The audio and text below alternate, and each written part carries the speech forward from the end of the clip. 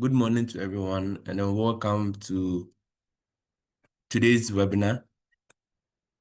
We are currently celebrating the Ghana National Sea Turtle Week here in Ghana, and a lot of activities have currently been ongoing.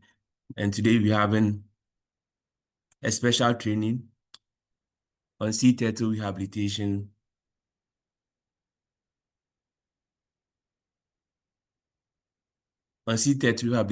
care and medicine.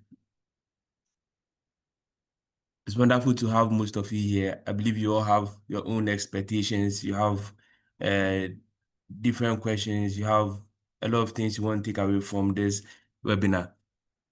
So I would ask us to, in the comment section, just so that we get to know who is on the call. So let's quickly introduce ourselves. You just type your name, the country you are joining from. So just your name and your country. And if you can also add your expectations as well for joining today's webinar, you can key in that in the chat box. I'll try and read a few of them. So your name, the country where you are joining us from, and then your expectation for today's webinar, today's training.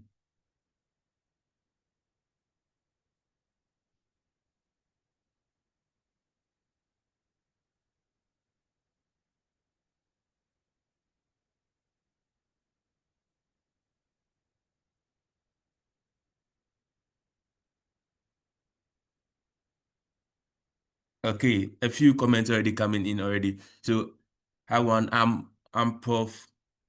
Babatunde Emmanuel from Nigeria. I also have Joshua from Ghana. Nice to meet you all. Nice to meet you all as well, Joshua. Sonia joining from Ghana. Laura from Saudi Arabia. Nice to meet you all. We have Dorcas Entry from Ghana. We have Deborah from Brazil. We also have Cynthia from Ghana. Spencer Awatri from Ghana. I'm Elijah from Ghana, and I hope to learn more about sea turtle care and best practices. We also have Lawrence Tete Oklu from the Ghana Forestry Commission. We have Precious Bobby from Ghana. And we also have Hamed from Tunisia. A few familiar faces and names. We also have Gilberto Bogas from Venezuela. We have Mariana. He said, I'm a vet joining from Portugal, always interested in learning more about sea turtles. Thank you for joining us, Mariama. We have Sophia from El Salvador. We have Dr. Laila Gifty Akita from the University of Ghana joining us as well. We have Delek from Cambodia. We have Valentina from Italy. I said, nice to meet you all, and thanks for making this opportunity.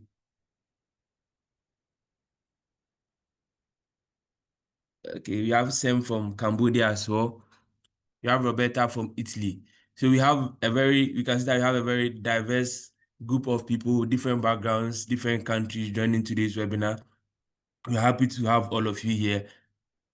And I hope that at the end of the section, we'll all be able to pick a few things that we can apply in our day-to-day engagements on our fields, and even when we come to contact with a sea turtle that might be in a distress situation, so that we can help apply some of the skills we'll be learning from today's engagement. So without further ado, I'll call on Dr. Andrew Sedekumhene to give us some brief words to tell us about what today is going to be about and also why we are even here.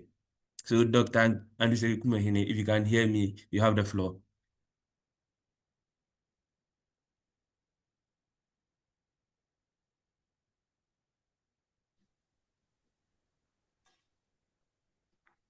Good morning, everyone. And I'm happy to be able to join you today from the field. I'm actually in the very west of Ghana, where I joined the WHRO team to celebrate the Sea Turtle Week. And as part of the week, we did some training for community members, and we also carried out some activities in relation to awareness creation. And as some of you might have seen already, the program for the Sea Turtle Week included awareness and campaign on social media, which a lot of our partners have been doing together with WHRO. We also had community engagement. So yesterday, we did some training for local fishermen and also some patrol teams in the western region of Ghana. There's also some activities that are going to happen tomorrow with schools, where we are trying to integrate art into the conservation agenda. So tomorrow, that will be that activity, and it's going to happen in Winneba. More on that will come later if you check the social media handles for WHRO and our partners. We also today are having a special session where we are going to have a training workshop on sea turtle rehabilitation, care, and medicine. So that is what we are going to have today, and I will introduce the facilitator in a bit. But today we celebrate one of the many activities that are outlined for the Ghana Sea Turtle Week, which was born out of the Ghana Sea Turtle Conference. The conference came about with a simple objective of bringing everybody around the table, all the players, all the stakeholders around the table to discuss conservation activities. And during the past years, we recognized that in Ghana, we have a lot of projects that are doing many things, but they are not talking to each other. And this siloed conservation activities really was not helping, because when it comes to data for making decisions about the species, we did not have consolidated data. When it came to efforts, measuring the efforts around the country in terms of what is happening with sea turtle projects, we did not have that information. Again, we realized that although some well-wishers were doing different things, some of them were not really right. We had some activities that were even more dangerous to the species, but then the individuals were doing it out of goodwill. So we thought that it would be important to bring everybody together. We share best practices, we share success stories, we also share our challenges. And through that, we'll be able to foster and come up with strategies and approaches that will help us to be able to manage the species and manage them well. One of the key objectives of bringing everybody together for the Ghana National Sea Turtle Conference was also to be able to generate data to support the Ghana Wildlife Division in making decisions that are or that seek to protect the species holistically. And so these were some of the objectives for which the Ghana National Sea Turtle Conference was first started in 2018. The first one took place in 2018. And here I want to acknowledge my good friend who I've been working with for so many years, over 15 years, and that is Professor Phil Arnman of Goshen University or Goshen College in the US, to whom I owe some of these, most of these discussions with. We had these discussions, and that gave birth to the Ghana National Sea Turtle Conference. In 2019, we couldn't do anything because of COVID, but after COVID, we were able to meet again in 2023 and in 2024. And during the 2023 meeting or conference, it was agreed unanimously by all stakeholders that we should have a Ghana Sea Turtle Week. And that is why we are here today.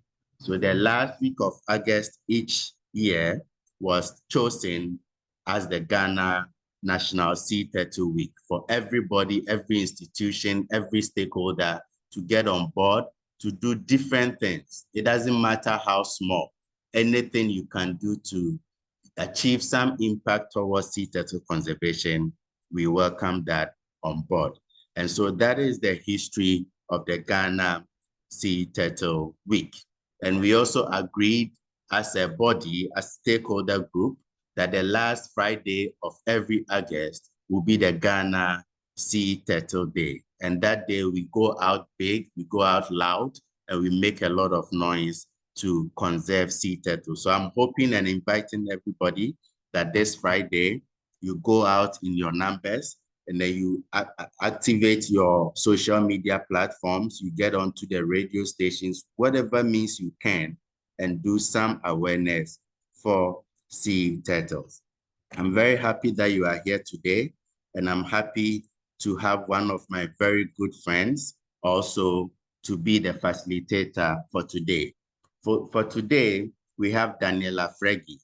It's a very good friend of mine. We met briefly about 2 weeks ago in Germany, and I had the opportunity to meet her beautiful dog, Leah, whom I spent so much time with and falling in love with. Daniela and I both serve on the board of directors for the International Sea Turtle Society. She's been on the board for many years. She's been a great supporter of sea turtle conservation around the globe, and I'm happy to have known her personally, and I'm happy to be able to call her my friend. She is the founder and director of the Lampedusa Sea Turtle Rescue Center, which has over the years been rescuing and rehabilitating several sea turtles. She supervised several cases every year. And I remember after our trip in Germany last 2 weeks, she was just not going home. She was driving several hours just to go and supervise surgery that involved sea turtles. And you would think that after sitting down for several hours for a whole week, one will want to go home and enjoy the comfort of their beds. But Daniela didn't do that. She just goes straight into the lab to go and save sea turtles. And that talks about the passion that Daniela have for the species. She has over 30 years, 35 years of experience just handling and rehabilitating and giving medical care to sea turtles. And she has overseen over 200 cases annually. Annually, she oversees over 200 cases. Daniela holds a degree in marine biology and a master's in conservation medicine of aquatic animals. And currently, she's pursuing her PhD in animal health and zoonosis. Daniela has worked internationally with diverse marine species since 2010 and has co-organized the Sea Turtle Rehabilitation and Medicine Workshop at the ISTS Symposium and Mediterranean Conference. And we were happy that she held this training also in Ghana. And in the Ghana Symposium in 2025 in March, she also held a special session which was called the necropsy session, which was focused and targeted at African students. So Daniela, thank you for that. Through her leadership of the association Careta Careta at the Lampedusa Turtle Rescue, she campaigns and she champions an innovative, collaborative, and compassionate approach to sea turtle conservation that continues to inspire professionals and volunteers worldwide. And personally, I'm always inspired by Daniela. Anytime you meet her, she's so much full of laughter and smiles, and her passion alone is something that can encourage you to go on with your conservation activities. Without speaking much, I want to invite my co-board member, my friend, and an inspirer, Daniela Freggi, to take us through today's training. Daniela, you are welcome, and the floor is yours. Thank you so much for doing this. Oh my gosh, Andrews, you used a so wonderful word, and I'm so grateful to be a little part of this wonderful Ghana National Sea Turtle Week. And it's an honor for me to try to spread out and to share the common passion that we have on sea turtles. Many times people ask me why sea turtles in a world that is going in front of very complex years, and my answer is because we need them. So one of the most for me is to remember that turtles play a key role in this wonderful planet that still is in our hands, and that we need to care of for the new generation. So as of course you know, all of the species of this amazing animal are considered threatened with the different degrees in different, that depends from the different part of the oceans. And the question why sea turtle matter, it's always easy to reply, because I loved what they showed, shared on our WhatsApp group. It's evident that the importance of sea turtles is related to the great role that they have to maintain the oceans healthy, and to participate with their contribution to the conditions that the human species need to go through the future. Unfortunately, it's full of threats. We are reducing that we need the new generation. We are polluting all the waters with the consequence that still needs to be inspected better. And we still consume eggs and meat of the sea turtles in many places of the world, not only for commerce, but also because in some places there is no how turtles. You made the most beautiful way, sharing together, trying to unify all the efforts. Education and awareness are so important. This week will be absolutely fabulous to spread all around the world how, doesn't matter which part of the world, how much passion and the initiative be an important voice. And of course, we need the cooperation of institutions, so a law enforcement that protect this species, and we need to learn how to share the planet with them. Ghana is an amazing country that we had the pleasure to visit during the symposium in Africa this year. And all of the coastline is home for 5 of the species of turtle. All of them are absolutely threatened. And I'm so proud to be part of the meeting that today I hope will give an opportunity to see how many different ways we have to implement the protection. In Ghana, you have the leatherback turtle. You can experiment my Latin accent. The Dermochelis coriacea is the giant of the sea. It nets in your beaches, and this is unfortunately classified vulnerable due to the bycatch and the loss of habitat where she can guarantee the next nests. You have the vegetarian one, you have the green turtle, Chelonia midas. Generally, unfortunately, as she has to face the poaching for meat and egg, but a big issue is also represented by the loss of seagrass that are in risk in many parts of the country. The third turtle is the olive-reed turtle, the Lepidopteris olivacea. Is the most common for you in your country, is the most difficult to see in my Mediterranean ocean. So I'm really pleased to see that your country she can nest almost everywhere, but unfortunately she risks she has to face the heavy weight of the bycatch. You have the hosebill turtle, Erythmochelis imbricata, not so common, unfortunately poached for her beautiful shell.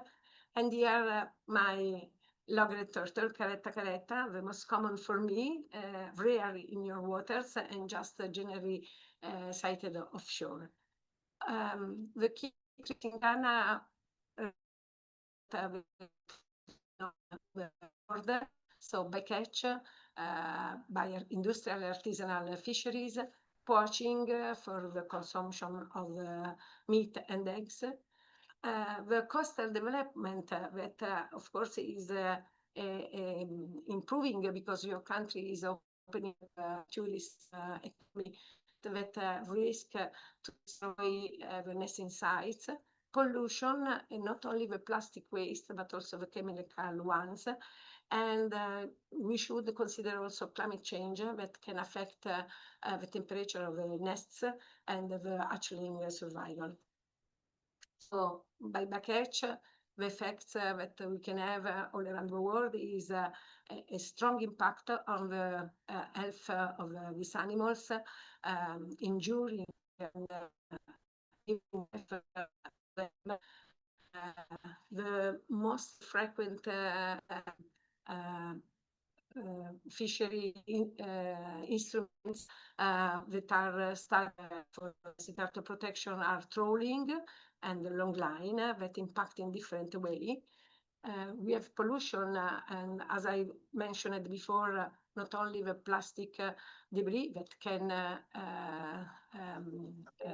a bad effect on the digestive tract, but also the ingestion of species that can unfortunately have a biofilm that can influence so much the health of the turtles. And then, of course, chemical contaminants like oil spill that affect every stage, life stage of the sea turtles. Another risk is represented by the strikes with vessels and the habitat injuries and diseases. In all this big panorama, how can veterinary medicine support sea turtle conservation effort? This was a trait of my professional life in which I tried to see how to put it together the possibility to learn from every case of turtles that we need to take in charge, to try to restore, and how much veterinary medicine can be supported. I'm really pleased to see that Ghana is the future. We had the first meeting in March with more than 350 participants coming from 58 countries. And the first course for African students, thanks to the precious support of two of my best colleagues, Mariluz Parga and Jose Crespo from Spain. And the future is here. We need to give opportunities to the new generation to improve and implement their experience. In this journey, we are not alone guides. These are my focal points. I'm really proud to introduce you Mariluz Parga. She's a vet. She works on board in many foreign fleets, like in Hawaii. She developed a wonderful ability to connect with the fisheries. You have Antonio Di Bello, that is my mentor, the surgeon from the Bari University, that developed the new technical procedures to help the turtles. Terry Norton is a vet that has an amazing experience in many different cases. He worked for 40 years in the Jekyll Island Rescue Center. Now he's in a turtle hospital in Florida. And Connie Merigo, she is a wonderful expert at has the excellent ability to host in few weeks 700 animals affected by cold stunning, so a huge organization behind. And I can't forget Crespo from Oceanographic Foundation that was part of a training course in Ghana and is always available for any suggestion and any important how to spread the passion for rehabilitation all around the world. I put it also their contacts, so I hope that you will have a way, if you are interested, to contact them directly and to see how is easy to have a family.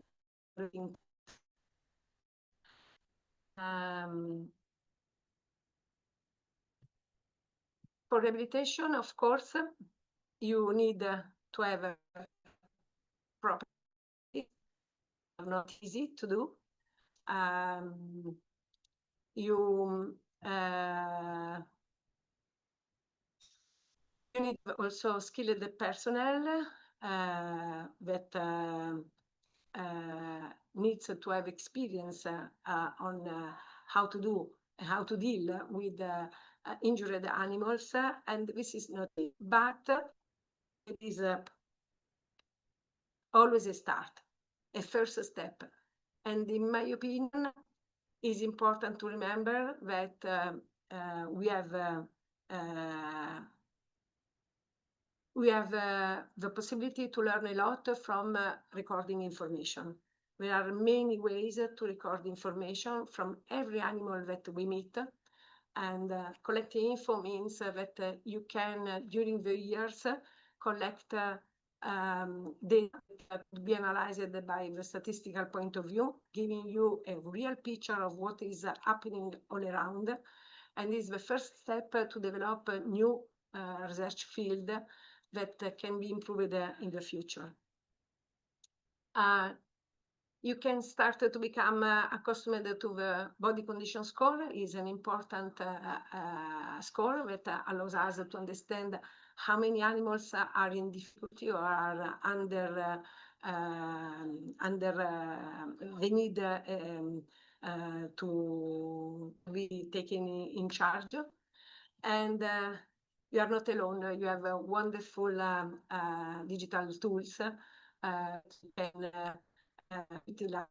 use, like the Anatomy of Sea Turtles made by Jeanette Winniken in 2001 is available online.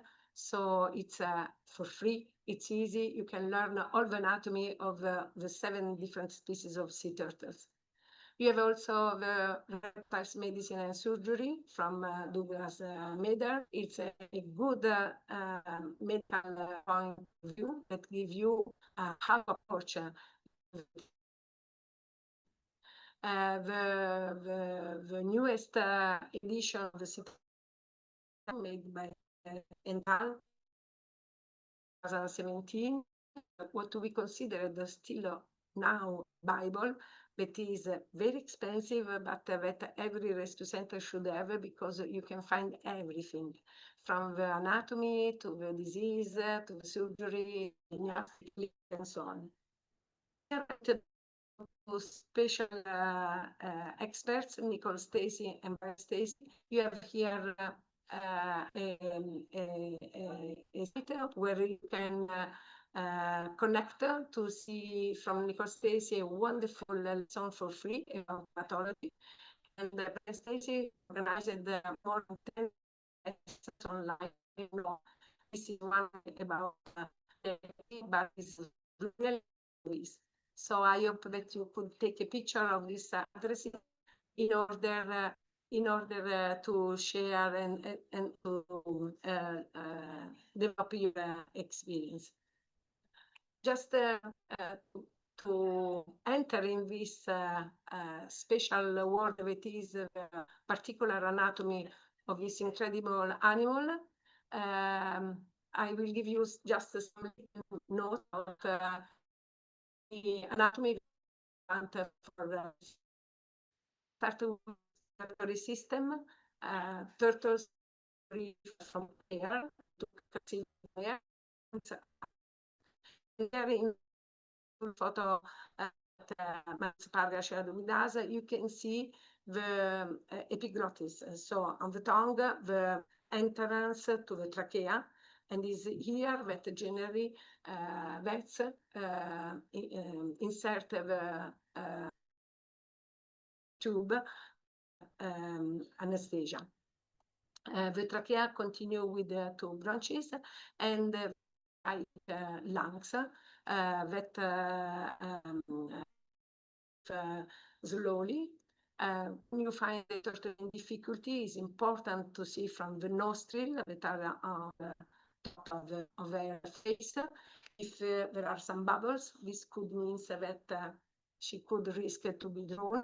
So it's important to put her with the head down and the back part of the body up in order to facilitate the liquid going outside, and to check also if the turtle is unresponsive.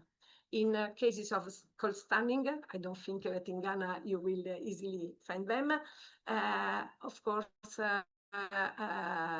lungs can be, and we can have respiratory distress. System is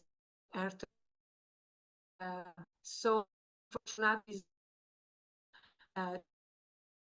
it's an earth because it can continue to move when it's completely touched the animal, so when one is dead, and me to cardiac or tachycardia could be sign shock. The heart is very particular with tube and one ventriculum where the circulation is mixed, and this is very the digestive system is long, is differently specialized for the different diets, so seagrass, jellyfish, crustacean. It can plastic ingestion, fishing or hook injuries, buoyancy problem, and it's difficult sometimes from outside without any diagnostic tool to understand there are some problems, and the sign that we can notice are lethargy, buoyancy issues, or regurgitation. And a photo from Antonio that shows us the big liver. Under this part there is the stomach and the 2.5 meters of intestine that often are affected by the presence of the line. But probably better, you can see this wonderful instrument made by a French colleague, in which you can discover inside a turtle. So the trachea, bronchs, the lungs, absolutely under the carapace, and the internal organs, all inside a ceramic cavity, except for the kidneys.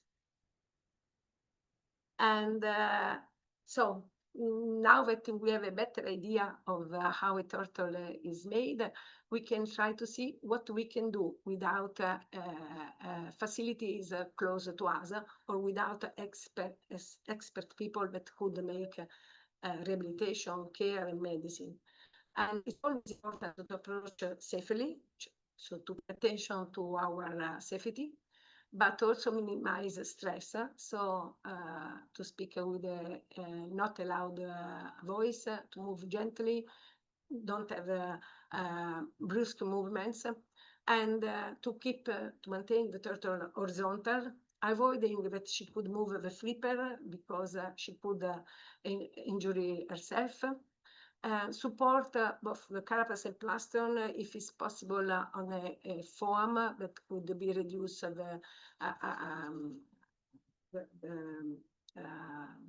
bad contacts with the floor, and never take the turtle from the flippers because she joins and we need to dislocate them. It's good to use towel or foam to transport the turtle.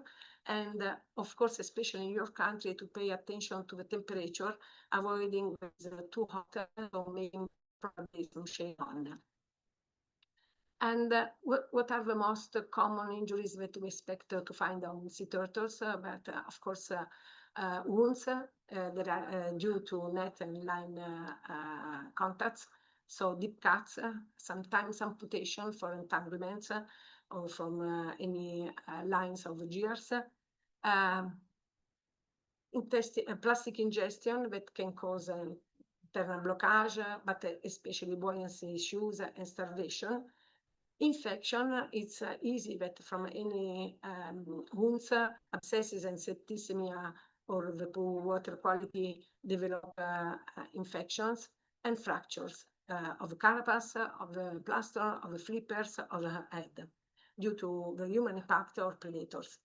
And what we can do in front of an animal that asks for help, check some critical points like breathing, observe the nostril to see if there are some airflow, also with and how fish is breathing, the mobility, if there are some parts of the flippers that are not responsive, to see if the turtle is still responsive. You can check the state of their neurological condition, touching the eyes to see if there are any reactions, and to inspect all the body to discover if there are external injuries, like they can bleeding or can be infected. And always buoyancy means that there are some problems that the turtle try to face struggling to dive. These causes generally the causes of these issues are generally related to the different treats. So buoyancy issues can be done by gas, and gas can develop inside from infection or from obstruction. Hydratants, the skin of the turtle shows that she do not drink, so it's important to make some food therapy. For any stress, we try to handle minimally the turtle and to try to reduce any disturbance that can exacerbate condition. And of course, for the wounds, we will try to clean, stabilize all the fractures, the injuries, and reduce the entanglement effect.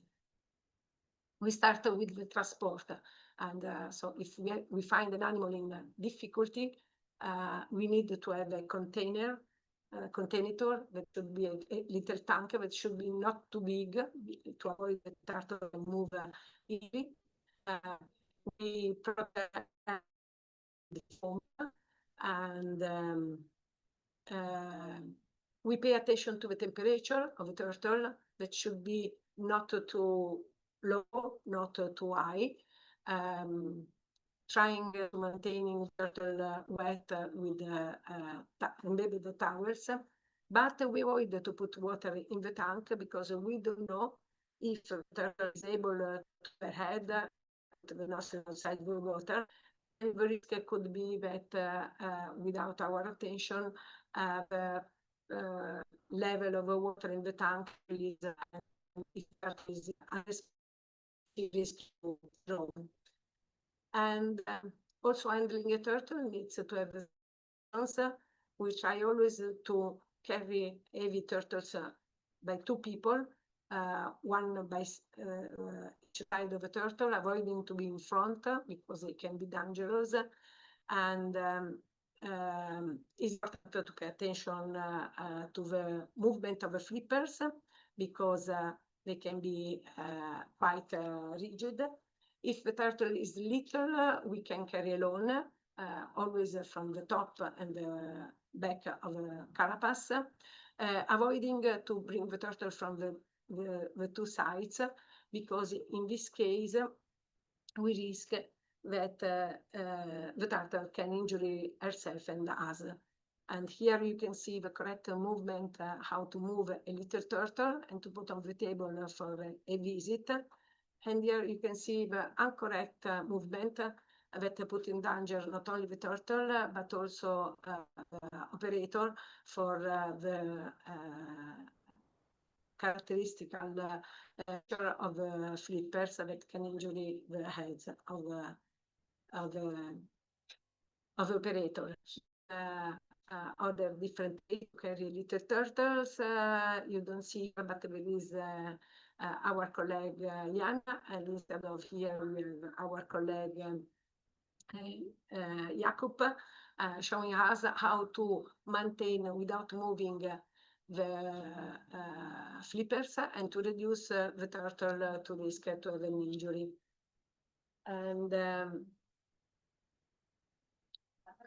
some immediate first aid action that we can do for some animals that we find still alive, but that needs to some support. Also, if we don't have any facility close to us.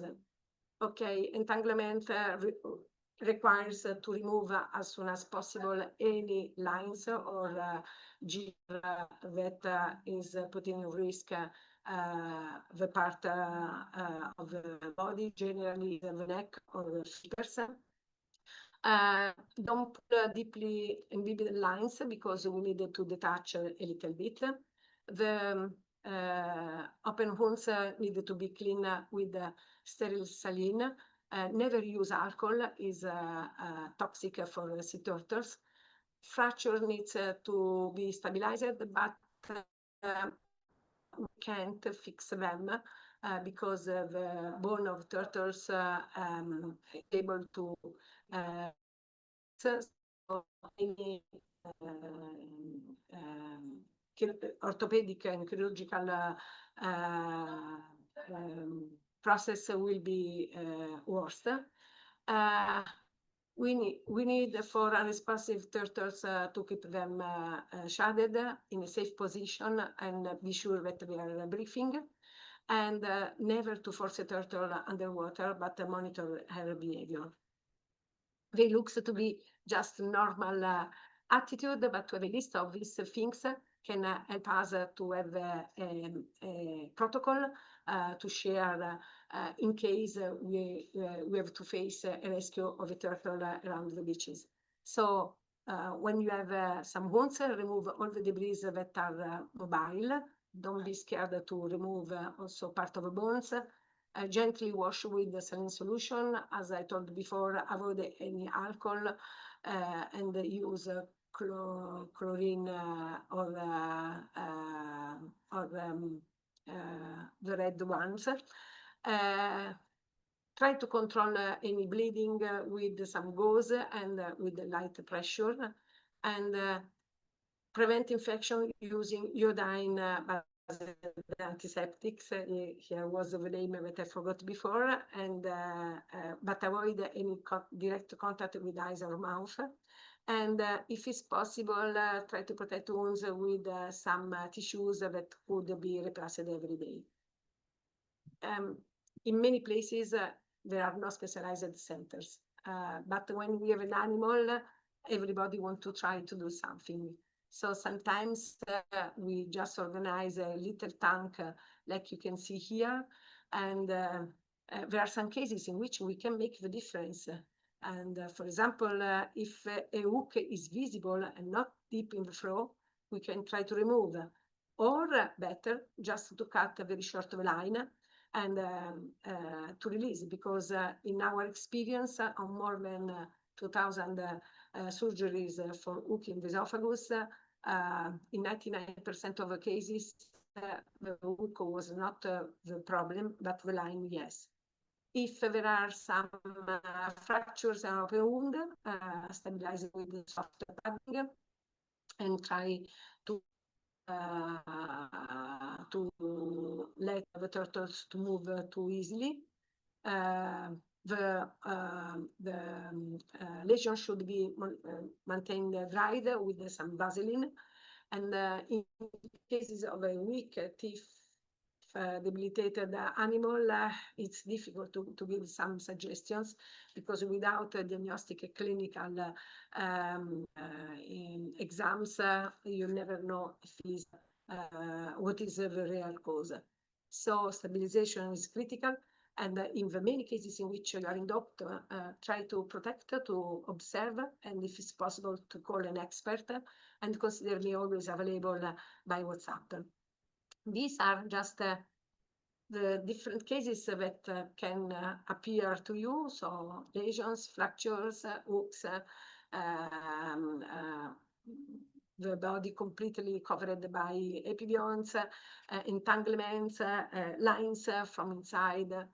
And in our experience, lines were the deepest and the worst damage to recover. It's for this that Antonio, my colleague Antonio, in the past years developed innovative procedures that could try to find a solution for this. Of course, you need a proper surgery room with an anesthetic tool. You need to have an expert surgeon that knows how to make surgeries.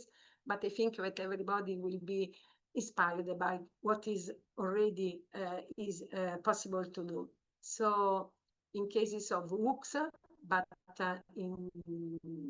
especially in cases of lines that can also the digestive tube, Antonio developed the esophageal access that can be vertical or horizontal. Here you can find the two references where to see how to develop this kind of surgery.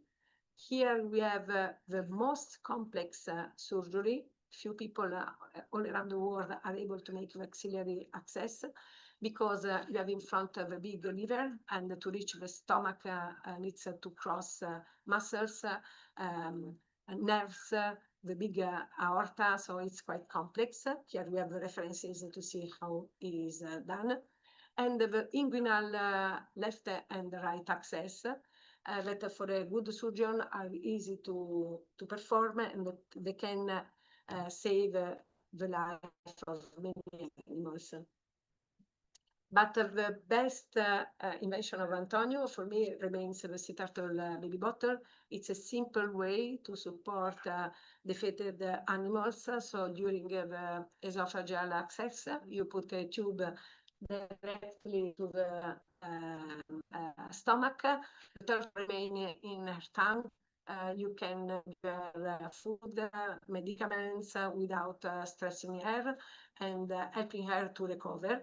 Finally, she will have the proper attitude to feed alone for herself, and in this case, you can remove easily the tube. All this is important to be spread all around, and you need to improve the ability of different veterinarians all around the world. So I'm really hoping that in the future international workshop training will take place in every country. We're of course more than happy to share our experience. For this, in all these years, I worked very deeply to try in every official meeting of the International Sea Turtle Society, but also the Mediterranean Sea Turtle Biology Conservation, to make a special moment in which rehabilitators, veterinarians, students, passionate students can have a place where to share knowledge, experience, doubts, and to improve their skills.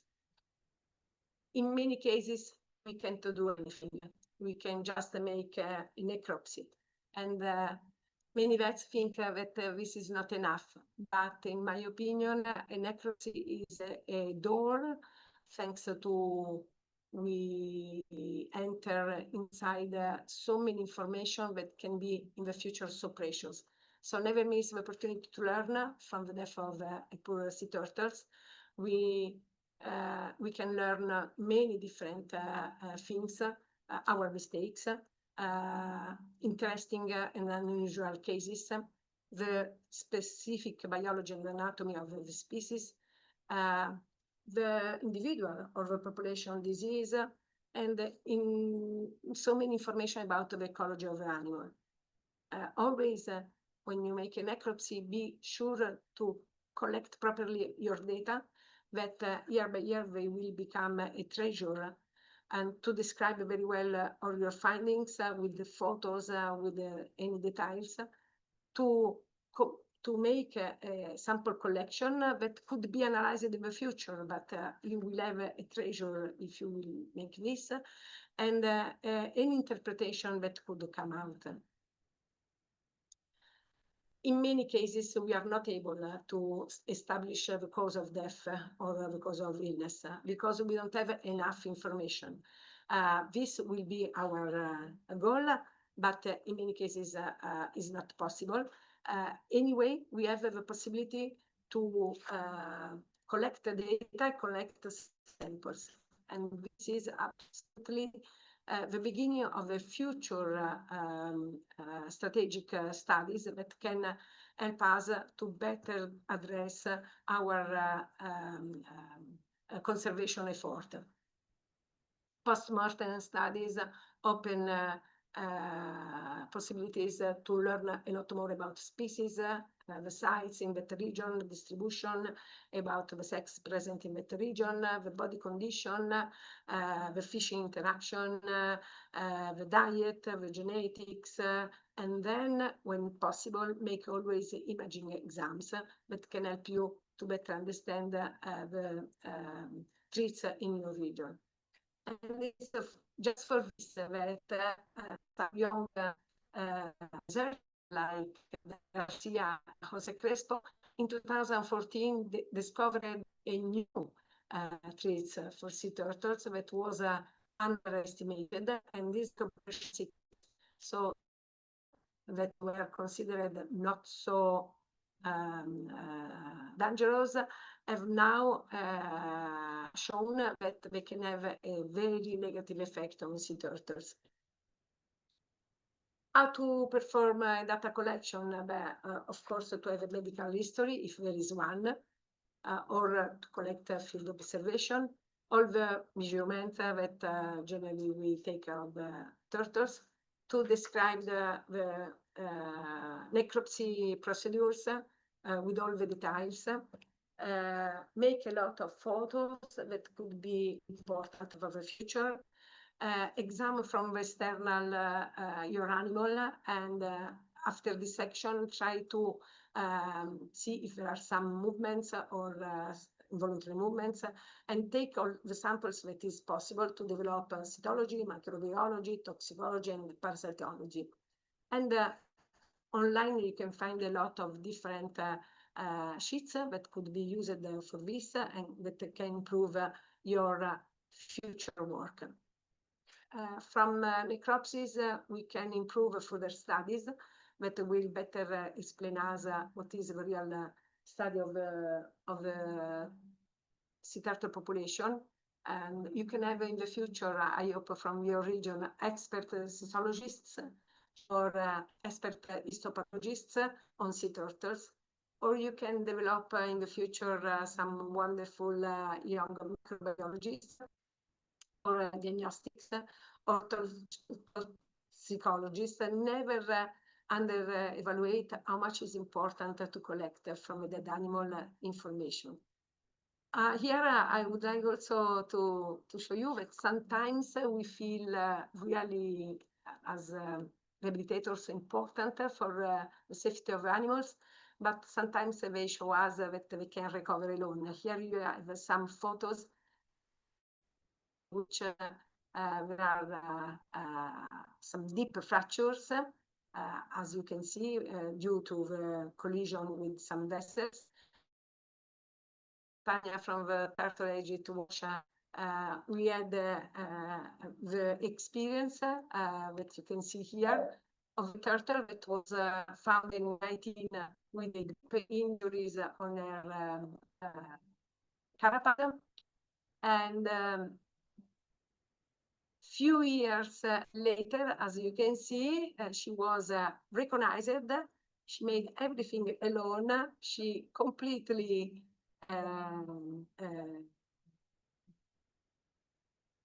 recovered from her deep injury. And this means that sometimes we think to be important, but animals can do alone what we are doing.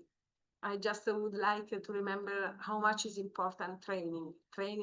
For this, I'm so grateful for the wonderful and unique experience that we lived the past March in Ghana. Training is absolutely important, and develop collaboration and networking. Like I hope this will be one of the steps. Make the difference. Collaboration matter because no single organization can handle alone the huge weight of this conservation, because shared knowledge make us to be faster in determine which strategies to apply for success. And a strong network is also a way to the new generation to follow our steps. For this, I would like to remember how much is important to be part of a international team, like I feel in a family in the International Starter Society. You have the UCN group, you have the webcast group, you have many groups, and the role of these meetings is to share experience, research, techniques, foster in collaboration from different countries, and to create training opportunities all around the world. So thank you so much for your attention. I'm really proud to be a little part of your National Starter Week. Available for any questions you could have. Thank you so much for your passion and for your passion.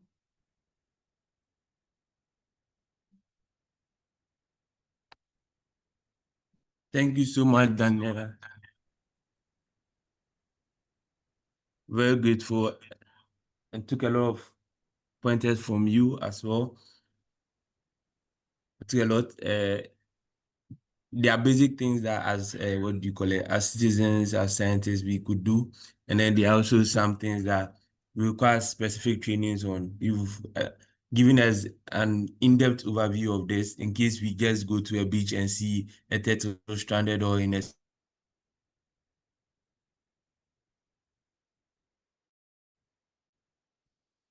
situation, certain basic things we can do for introducing us to some of the researchers and also international platforms that we could also visit in case we need help on issues related to sea turtles. We are very grateful. I think it was very insightful for myself. I learned a lot. I believe so does everyone on the call. So at this point, I'd like to open the floor for a few questions. She has said a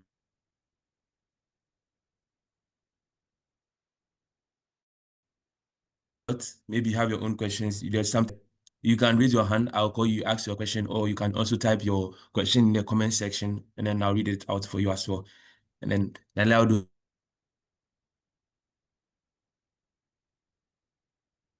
your best to address all the questions. As well, I see your hand up. You can unmute and then speak.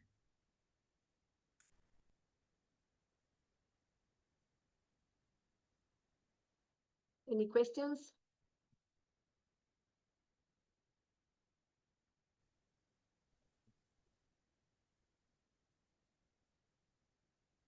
Yeah, good afternoon. Good afternoon. Good afternoon. Good afternoon, Mano. You can hear. You can ask your question.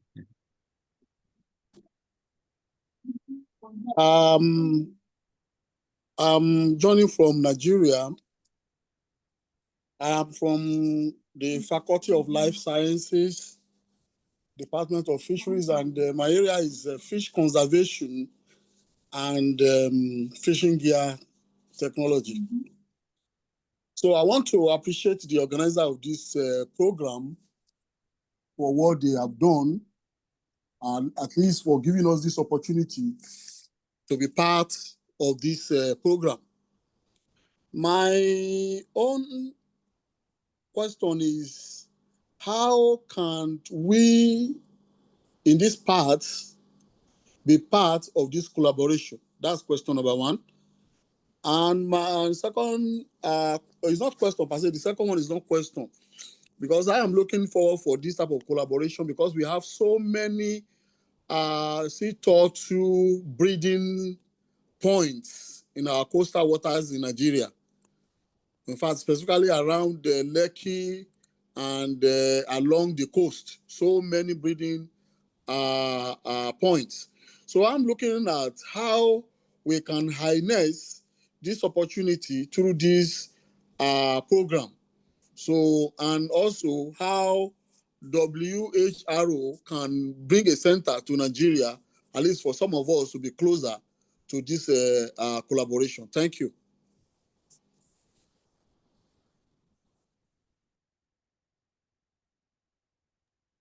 If I understand how like correct.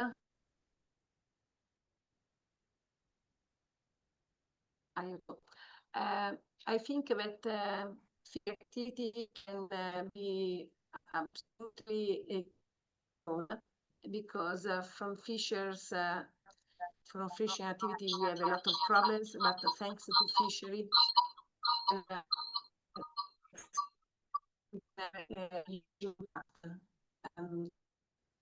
collaborating with them means to change mentality and collect information and by little, step by step, also to find solutions that generally comes from them.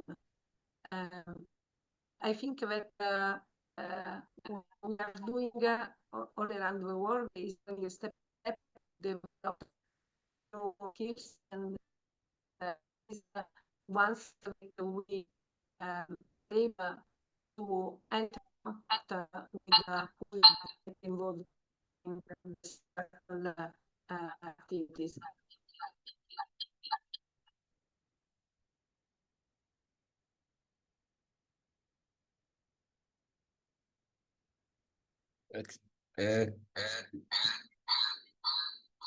So I think Daniela is facing some network issues, so she's currently off. She'll be joining us back shortly.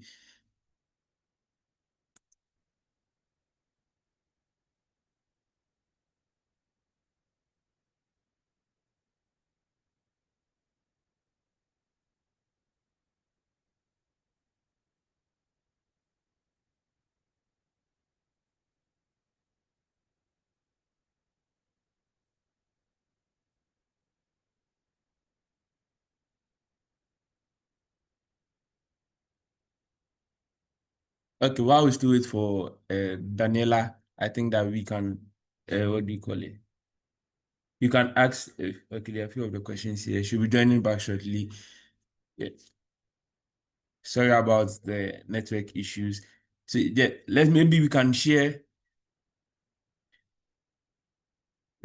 some of the things we took home. Maybe you joined at a certain section, you joined, some of us joined, a few people joined late. So whatever you heard during Daniela's presentation, you could unmute and then share something, your takeaway from the webinar, the section that we just had. You can type it in the comment section, or you could raise your hands, I call you, and then you share with everyone here something, your takeaway from today's section.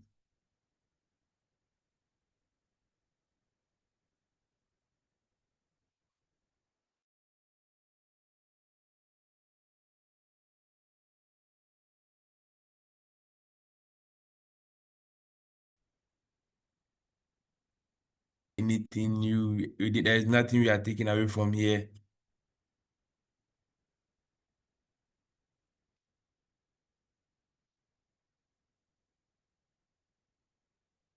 So anything you heard, anything you are taking away from today's section?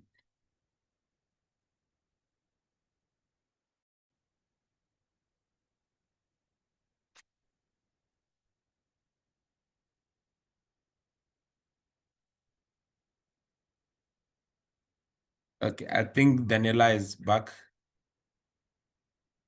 Yeah. You are muted. We lost you for a while. I'm sorry, I have some problems with the connection. I live in a little island where there are some difficulty to have a... Ciao Marcello. Okay, so we lost you when you were addressing Emmanuel's question. Ciao.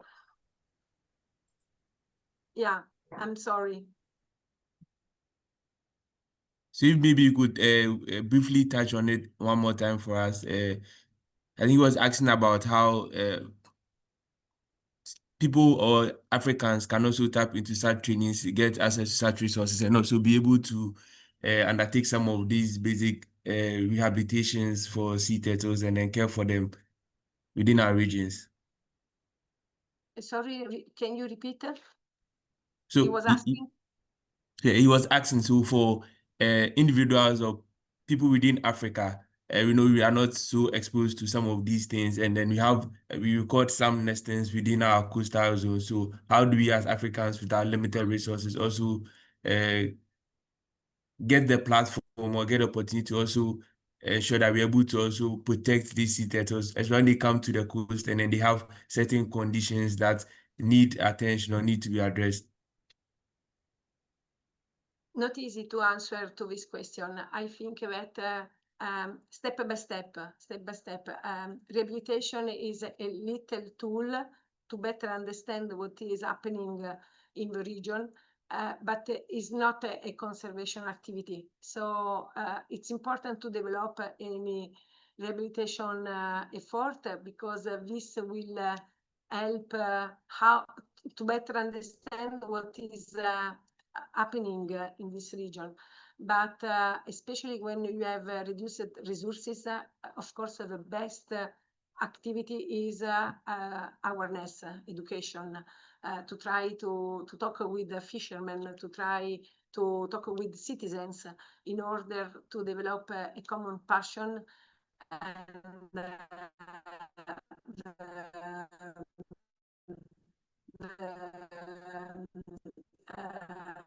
data that can better give a better picture of the reality. Little by if really you need a rescue center that can develop some rehabilitation activities, but generally these are done not for the species, but to develop awareness, interest, and inspiring people. So I think that the secret is step by step to try to involve people, to make people interested, aware why sea turtles are so important, and from the information that they can give us to make a plan of the region and to better understand which threats is more affecting sea turtle population. And there to start to work with legislation, but also with education and with the involvement of direct stakeholders. This is what I try to do in my little region. I'm part of South Italy, so generally not considered in the big programs. We always fight for financial resources or for logistics, but passion and determination can make a difference.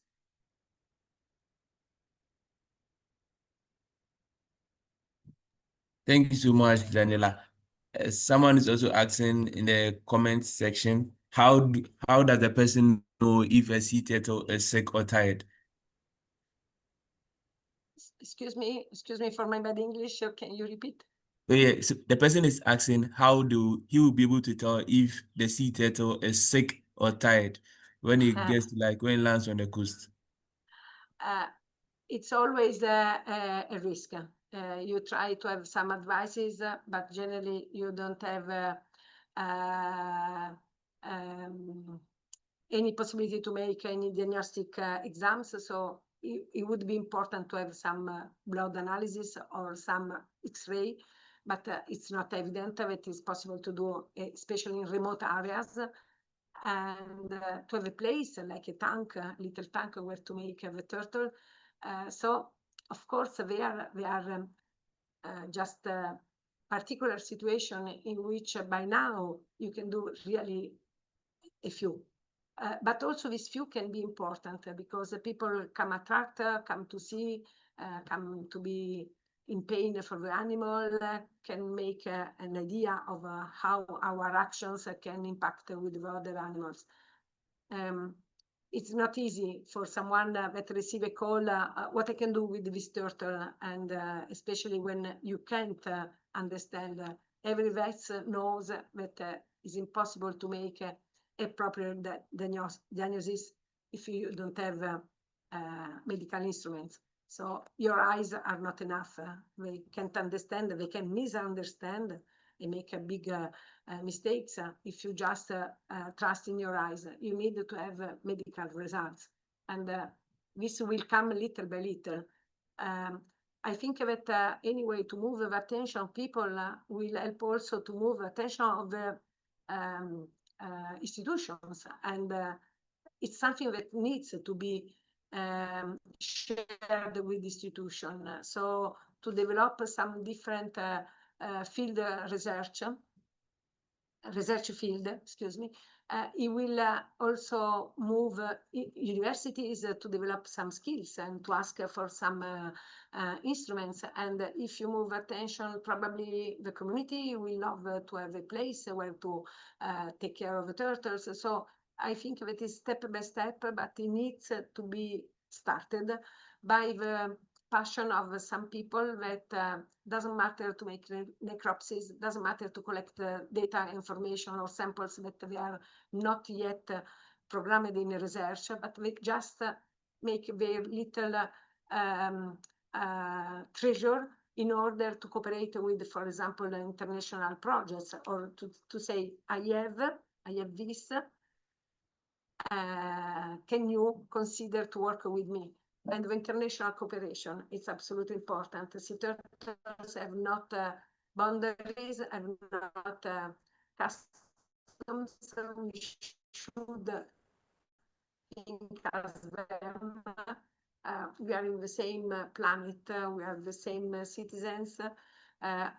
It doesn't matter if I'm Italian, you are Ghanaian, is Nigerian, is American. We are just, if we save the turtles in Ghana, we save also Chinese population. So to see the problem by a different point of view, forgetting to be isolated and trying to make a family community that can support each other, also with the little suggestion. Sometimes, especially in rehabilitation, if you don't have tools, you can't do so much. The life of these animals, unfortunately, will be lost. But every animal that died can be a source of important information, and we deserve, she deserved that we take care of this, because it will reduce the waste of lives that unfortunately our human activities are causing in the sea turtle population. Thank you so much, Daniela. I don't know if anyone has any other question, or if you have any question, you can raise your hands, or you can leave a comment in the comment section. I see a few comments going on, a few conversation going on in the comment section as well. Yes. So Chinedu is asking, what steps can they take in dealing with drowning sickness? Excuse me? What steps they can take in dealing with drowning sickness in sea turtles? Drowning sickness.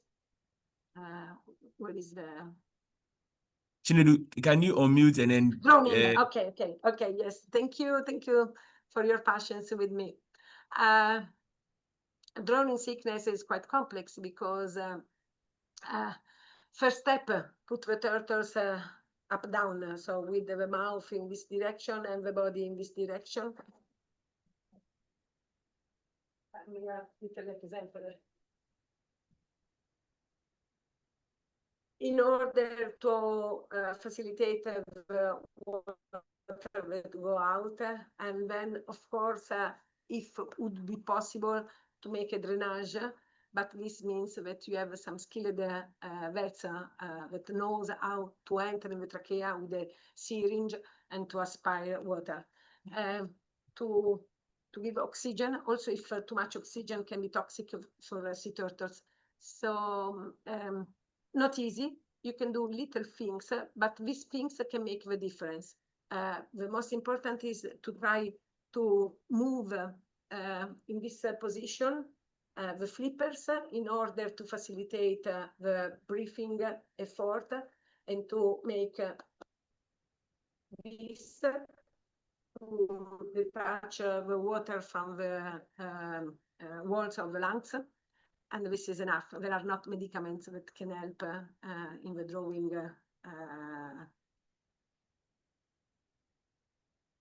Thank you. That someone is asking. So she said she wants to ask if she sees an injured turtle or someone without what do you call it?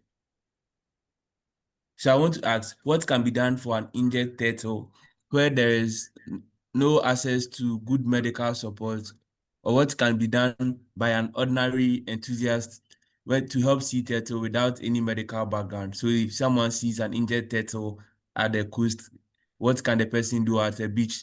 What can the person do to help the sea turtle? Also here, it's important, don't imagine that there is a solution because you are without instruments, you are alone, you are in a remote area without facilities. So personally, if I see a turtle in a beach that struggle to survive, the first things that I try to do is shade, and then to understand it's an entanglement in her flipper, is bleeding, is drowning, she has some other issues. Really few things can be done on the beach. I know in some places in Africa where people called me, and all the village make a big dig in the beach, and they put it plastic to make a kind of tank to bring the turtles in the tank in this kind of tank for 2 days, making a roof to protect from the sun. And this allowed them to help to stop bleeding and then to restore the turtle.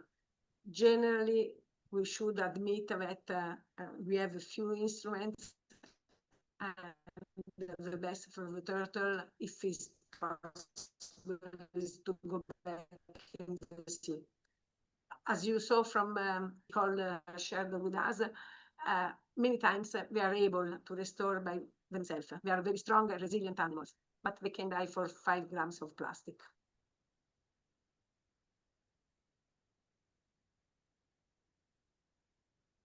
Thank you so much, Daniela. I think that there is also another complex step there, that is euthanasia. And this is a part of your philosophy of life. So if I see pain, of course, yes. If I don't see pain, generally, I let a chance to the turtle to go back in their sea and to find, if possible, a solution. But this is my personal point of view, so it's not scientific.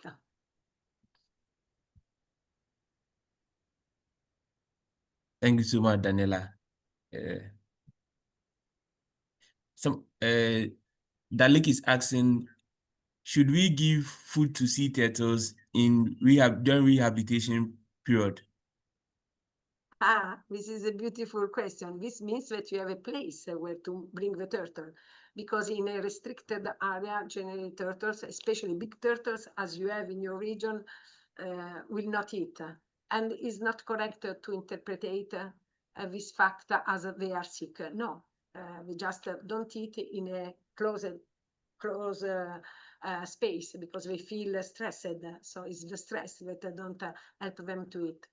Of course, it's different if you have a big tank with clean water, and you need to know the species, what is eating, but also not all turtles are accustomed to eat dead prey, because of course you will feed them with jellyfish or with seagrass or with fish. This depends from the species, but you will find this dead. So genuine turtles, especially of the big size, don't eat in the rehabilitation. And also, how long is the rehabilitation period? If they don't eat for 2 weeks, is not a problem. Their metabolism is different from the birds and mammalians, so they can stay 2-3 weeks without eating. But of course, if the period is longer, you will try, but it's not easy. Okay, thank you, Sue.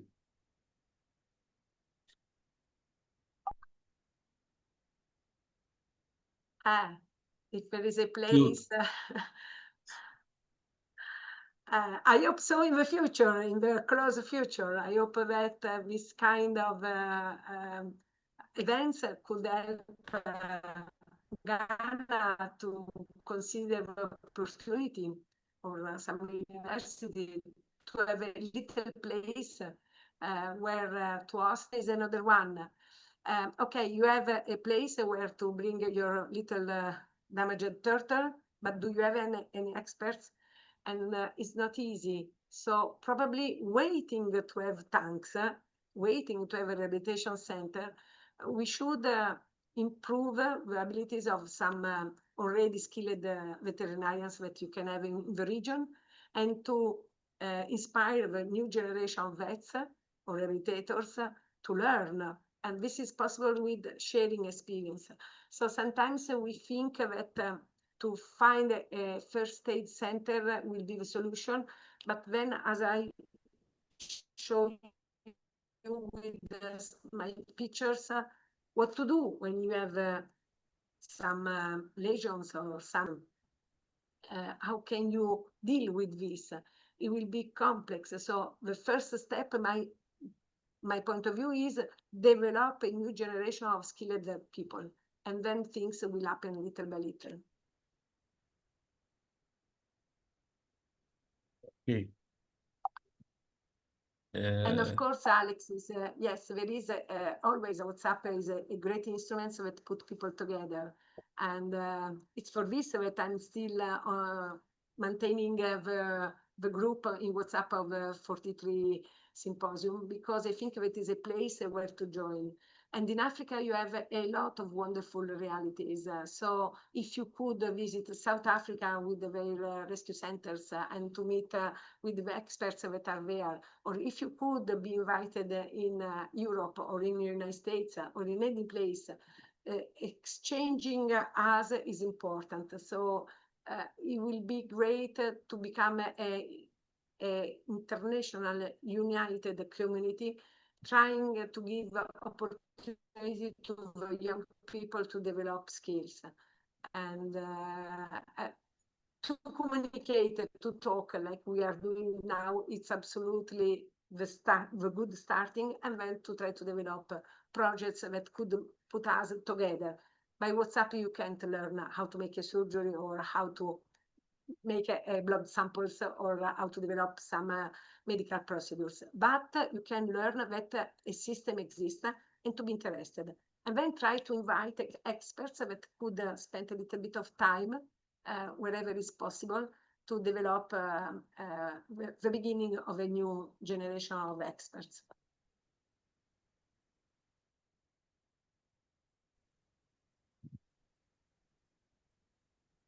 Yeah. So, Daniela, Marcelo is asking, is there any way to get a kind of first aid manual to help everyone to use? Some good practice everyone can try to help sea turtles. Is there a document like that? that you could Yes, share? absolutely. I think that I will send you a big part of my presentation to share with everybody, especially where there are the bibliography, the reference notice. NOAA, that is an American institution with Brian Stacy, made a very wonderful tool that is open access, so everybody can, if they have a good connection, access. And there you will see the correct procedure to do everything. It's very well explained with Brian explaining in easy English what to do. And there is a wonderful manual that was made by a South American group from Chile. So you can find the manual in Spanish, in English. There are some books. This manual is online, so it's for free. I will give you also the references. I think that already there is a lot online that we can use, but we also need to improve the interest of scientific institutions and to see if some experts will like to be involved in this kind of research in order to develop the different research field. Okay. Hector is also asking, since sea turtles are marine species, when isolating them for first aid treatment, can we use fresh water for isolation bath? Tricky question. Yes, for just 1 or 2 days, because with the fresh water, you will kill all the parasites that can be on the turtle, and there is a little opportunity that you will rehydrate her. But of course, it's not something that you can make for many days. So after the first 24 hours, you need to put the turtle in salt water. And of course, sometimes you are far from the sea, but you can add a proper quantity of salt in order to have the right salinity, because there is an osmotic balance, and turtles that stay in fresh water risk to compromise their metabolism, and you will not notice this by your eyes. You will be a turtle that will struggle for her life in the sea. So for this, is not so easy to have a rescue center, because it's expensive, because you need to have knowledge, but little by little this can arrive with interest and with opportunities. Okay.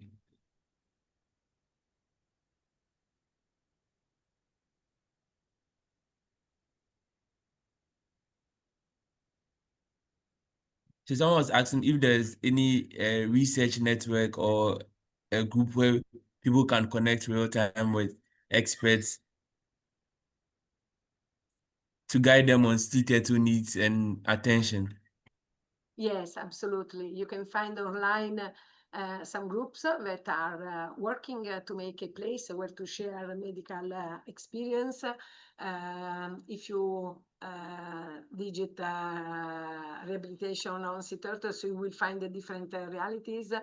Generally, I trust a lot in Terry Norton. For this, I shared his personal email, because he's a great place where a great expert where to ask. I shared also Antonio's and Marilut's point of view. There are some groups working all around the world trying to develop this interest on the medical skills. And the most important is to remember that you can see how to do things, but it's different from becoming an expert. So for this, you need to be trained, and trained means to be in presence with someone. A surgical procedure, it's possible to learn just if you are there. How to make a proper necropsy, you can see online, but then you need an expert that will be there. For this, we need to exchange experts and to invite them. Okay. So someone was asking this, I think maybe I'll answer this one. But asking, apart from community trainings for fishers, are there laws enforced to protect sea turtles in Ghana? And the answer is, I'll give to you is yes. There are laws that protect sea turtles, and those laws are enforced. If a case is brought to the attention of the wildlife officers within the zones or the regions, they take action. I know of several cases in Adam, Pram, the Volta region, Keta, straight to the Western region, where people have been arrested for killing sea turtles or even poaching their eggs. So if you see any sighting of anyone that is engaging in any illegal act on sea turtles in Ghana, you report to the police, you report to the wildlife authorities, and actions will be taken.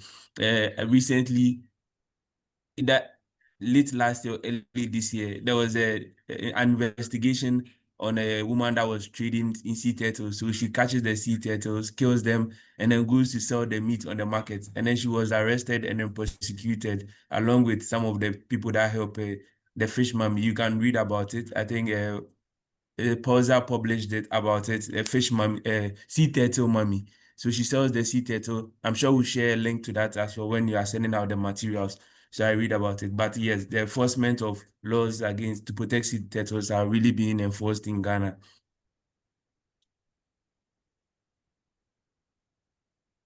Yeah. So I'll just someone's asking if the laws are enforced to protect sea turtles, and I was trying to address that. So thank you so much. It's 11:14. I think, Daniela, I would like to say a very big thank you to you for having time to take us through such a wonderful training. It's been very impactful. I've learned a lot from this. I'm sure many of the young people and even the elderly, the researchers here are also inspired, and I've also taken some clues from it, and then know at least some actions or some steps they can take going forward to help them as they proceed or as they move within their sea turtle conservation.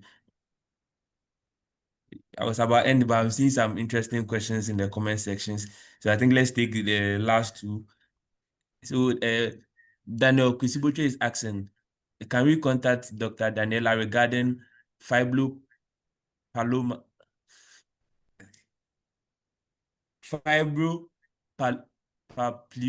papilloma cases? We have recorded several cases in Goma Fete, in Senya, and in the central region. Okay, I think Daniela has shared her contact in the comment section, so you could contact her as well. And also share her email and also work address for individuals that want to also contact her for professional works, research, any other thing you want to work on. For those in Ghana as well, you can reach out to the Wildlife and Human Resource Organization. You'll be assisted where they need be, and then you also have to connect it with the Department of Marine and Fishery Science, where Dr. Jekumi Hine is based. We'll do that, and then you get the best of help you can within Ghana as well. So Ahmed is asking, we are currently rehabilitating a sea turtle who suffered from extensive tissue trauma. Is there a protocol with regards to the long-term treatment, and would you recommend antibiotic therapy as a means of treatment? Wow, what a wonderful question. I think this is also my personal opinion, but some of the experts share my same idea, that we are doing an dangerous abuse of antibiotics. Turtles live in the sea with different disease, and they have a very prehistoric metabolism. So unfortunately, in the water with our we are putting a lot of antibiotics in the sea. So I think that we are doing it on sea turtles and probably just one or two. So it's really dangerous. I will suggest to use antibiotic only once that you know which kind of infections they are, and if this bacteria is reacting to the proper antibiotics. Still now, in many rescue centers, we are using and doing an abuse of wrong antibiotics that are not tested exactly about the infection, or that they are already done without any evidence of infection. So it's a very dangerous and tricky question. It's not because we are doing antibiotic therapy that we are solving some problems. So please don't enter in this dangerous field and use antibiotic only if you know which kind of infection is affecting your poor animal, and if you know that that kind of antibiotic is effective on this infection.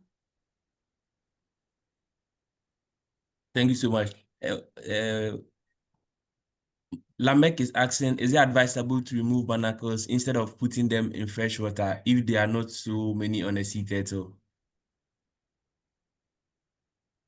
Sorry, Indian?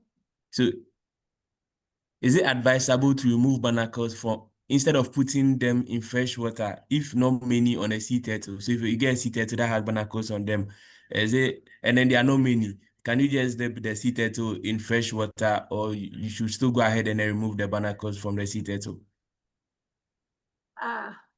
Generally, you need to develop a kind of analysis to discover which kind of infection is on turtles. Sometimes it is enough to disinfect with iodine solutions. So this is a research field that should be developed.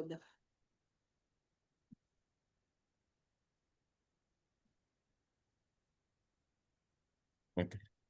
Listen, he said, is it appropriate to apply honey to a sea turtle wound and leave it in place for 10 minutes?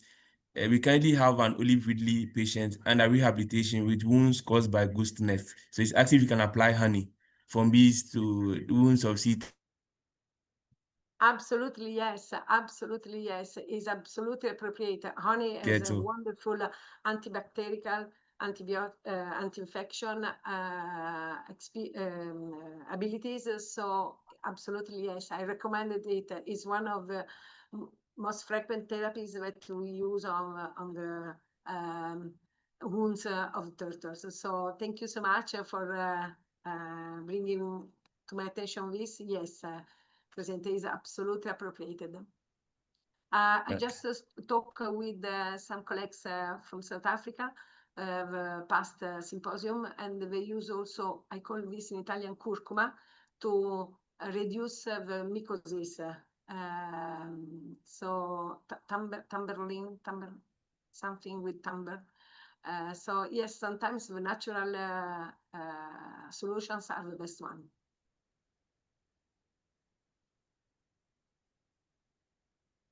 Thank you so much, Daniela.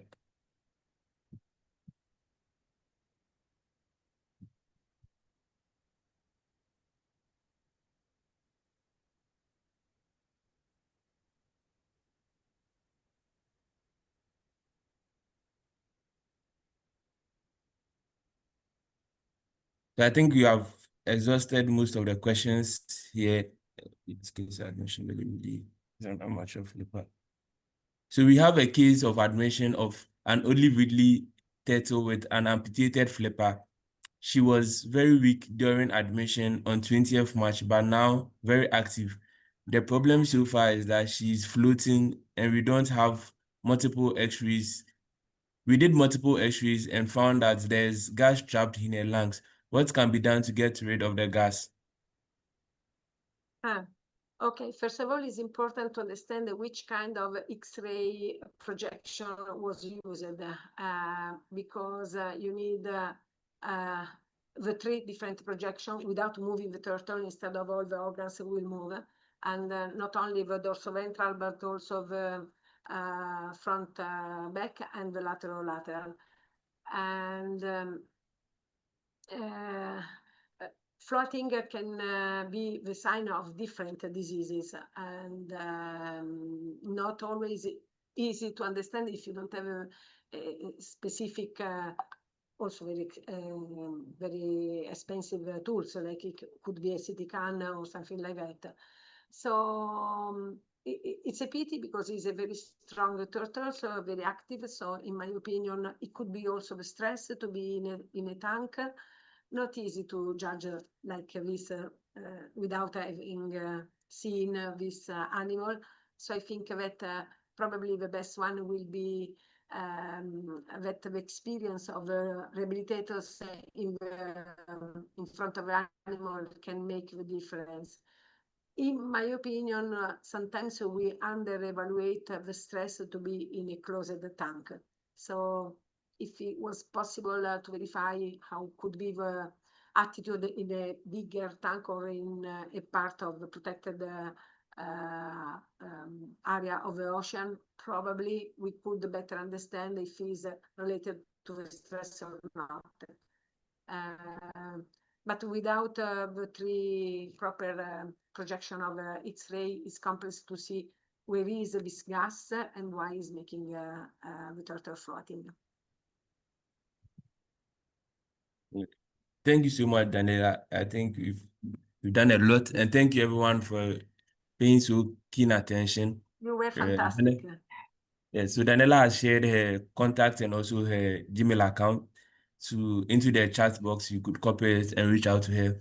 Also, you could reach out to the Wildlife and Human Resource Organization so that we could also have more collaborations and also more discussions on some of the issues that were brought up. So, yes. So once again, this webinar or this training is part of the Ghana Sea 2 week celebration for this year, 2025. On Monday and then on Tuesday, we've done some awareness creations on social media.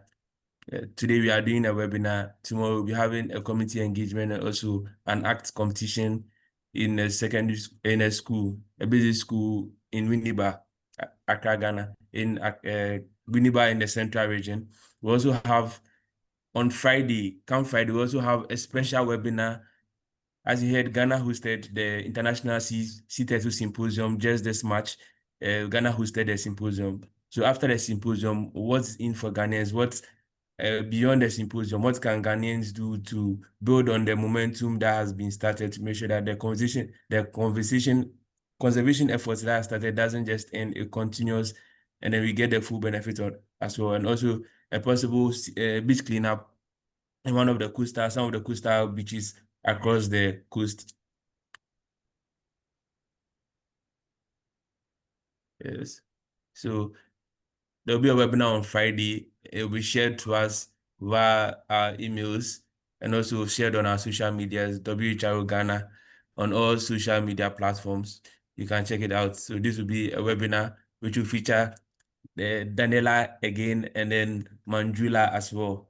So we look forward to having all of you again on Friday, to discuss about how countries that have hosted the Sea 2 Symposium before, even countries that are yet to host them, and countries or people, organizations can also benefit from some of these opportunities that exist beyond the International Sea 2 Symposium. It's going to be at 10 a.m., just same time, same period on Friday. And then we have a Sea 2 art and painting competition. I want to inspire the next generation of scientists, because when you teach the kids how to protect the environment, they are going to go with it. They are young, and then they are going to start educating themselves, their peers, and even their parents. If a child to speak to you about Sea 2 conservation or tell you about it, the empathy and what he adds to it, the older generation are more able to relate to them more. So you want to use them as agents of change, as the leaders or the advocates for the conservation of sea turtles. So that's going to be done tomorrow in Winneba. If you are around, you can pass by, you can join us. If you are within Winneba, it will be great to have you join the team there as well. So thank you all so much. It was wonderful having you. I know if you can quickly turn on our cameras for a quick group photo. So if you can all quickly turn on your cameras, let's take.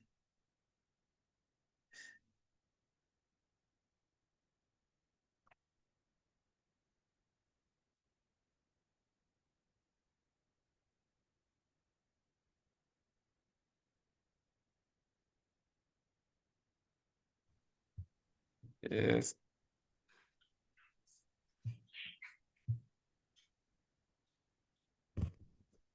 Just a minute. So I'm taking them small.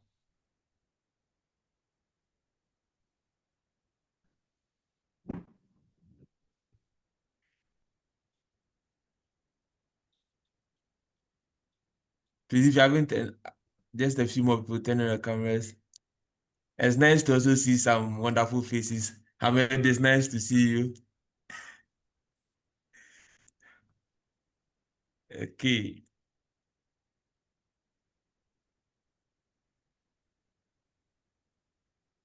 Okay. Daniela went off. Let's wait for Daniela to quickly join so that we'll take one with her as well.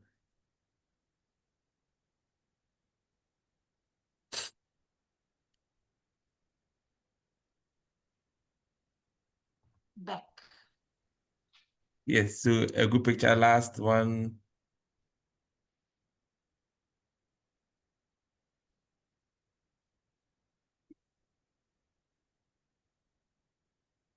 Wonderful.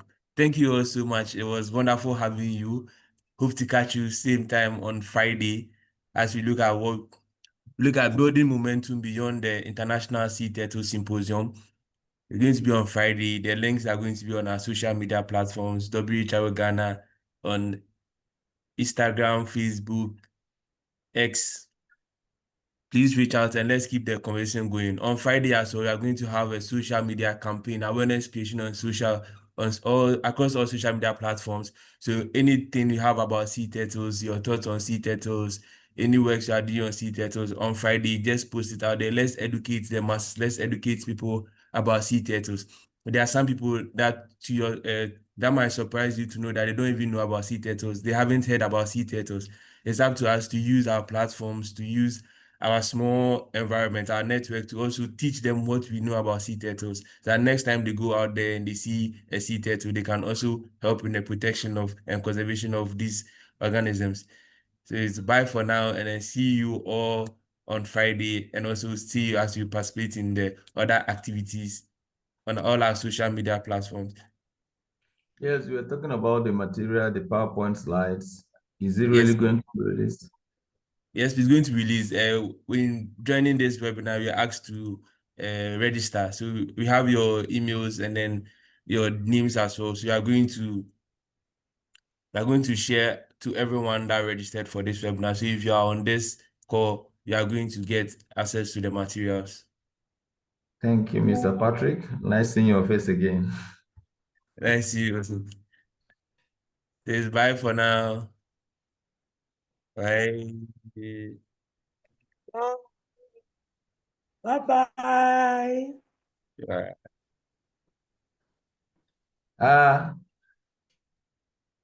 Dr. Ngozi, good day. Thank you so much, everybody. Thank you so much. Thank you, Daniela. Thank you for your patience with my English and my connection. It's okay. Thank you, Daniela. And thank you, my dear. WHRO Ghana, for giving us this opportunity. Baba Tunde, I would like to contact you. It's okay. Thank it's you okay. So much. I'm in Nigerian too, but working in Niger Delta. Yes, I will appreciate it. Collaborate. Yes. Okay, thank you. Grazie per Ciao il tuo tutti. tempo. Ciao a tutti, che bello rivederti. Ciao. Ti ho mandato una mail. Hello, Juliet. Me la vado a leggere. Ok. Ciao. Okay.